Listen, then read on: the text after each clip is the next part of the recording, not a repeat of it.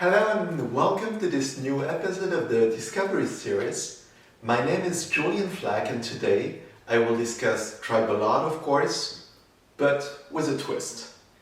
Today, comics, superheroes and pop culture are also on the menu. The topic of this video today is a very unusual type of war shield from Papua New Guinea. So without further ado, let me introduce to you the Phantom. Whenever I show this shield to collectors or friends here, they are all puzzled. How come there is a superhero painted on a Papuan shield? A little bit of geography and history first. The island of New Guinea, to the north of Australia in the Pacific, is the second largest island in the world. It is home to jungles and mangrove swamps, countless rivers and mountains. It is also a unique melting pot of peoples, cultures and languages, with nearly 1,200 idioms documented.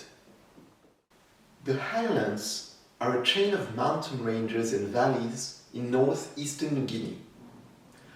One particular valley, the Wagi, is among the largest and most fertile lands on the island. It was first populated by humans around 30 or 40,000 years ago, but it is so isolated that it remained virtually unknown to outsiders until the 20th century. This all changed in the 1930s when gold was discovered in New Guinea and prospectors from Australia ventured into the Highlands. At the time of this first contact, warfare was still widespread in the area. Warfare played an essential part in the complex system of exchanges and compensations linking all human groups of the area. Each warrior carried a shield along with spears, bows and arrows, as well as knives or stone axes. The shield was the most important element of the warrior's equipment.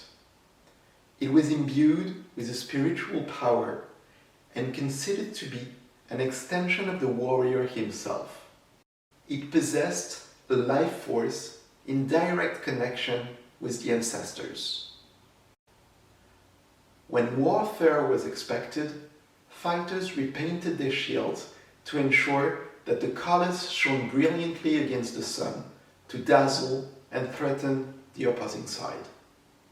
By the late 1970s and into the 1980s, after about a quarter of a century of relative peace in the Highlands, local conflicts emerged again, and soon battle shield reappeared. The Wagi people started reviving and repainting their old battle shields with new motifs. That is when the Phantom came into play. Why is that? Well, you see, the Phantom had many advantages over other superheroes in the eyes of Papua New Guinea warriors.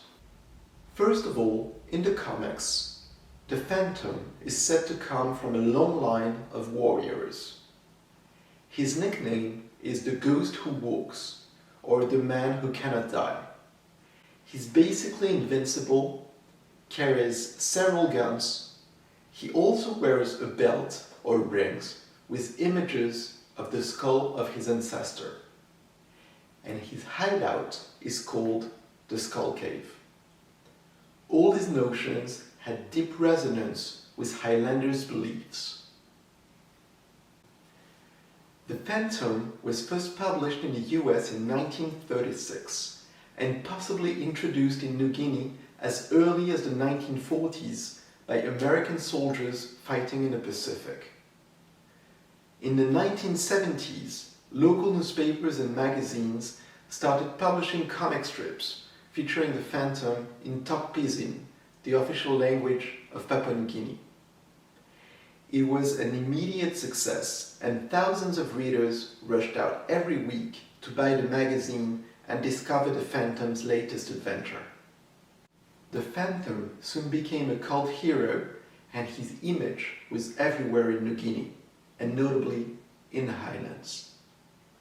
By incorporating the image of the Phantom on their shields, warriors hope to capture some of its symbolic power and incite fears amongst their opponents. The Phantom was seen as a projective and inspiring figure for warriors of the Wagi Valley, and maybe for warriors of elsewhere as well. Well, that's all for today. I hope you enjoyed this new video in the Discovery series, and I'll see you again very soon for another episode. In the meantime, stay safe, take care, and stay tuned. This was Galerie Flak live from home.